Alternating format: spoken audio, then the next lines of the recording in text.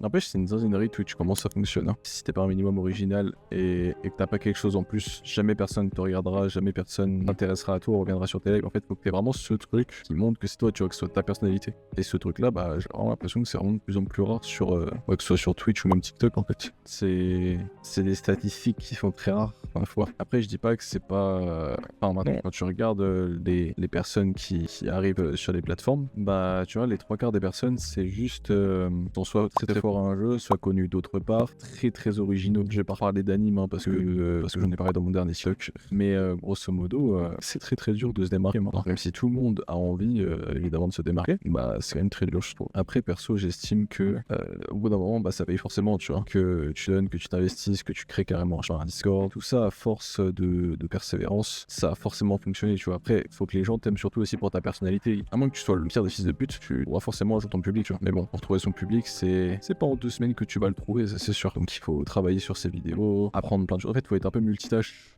qui est plus mise en avant sur Twitch que sur TikTok, par exemple. Je trouve que tu as beaucoup plus d'aspects techniques à avoir sur TikTok, sur Twitch, pardon, que sur TikTok.